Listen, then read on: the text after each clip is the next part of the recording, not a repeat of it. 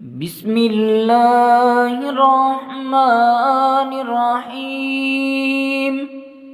والشمس وضحاها والقمر إذا تلاها والنهار إذا جلاها والليل إذا يغشاها والسماء وما بناها والأرض وما طحاها ونفس وما سواها فألهمها فجورها وتقواها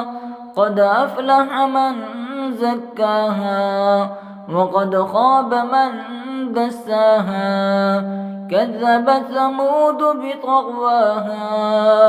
إذ انبعث أشقاها فقال لهم رسول الله ناقة الله وسقياها فكذبوه فعقروها فدمدم عليهم ربهم بذنبهم فسواها ولا يخاف عقباها.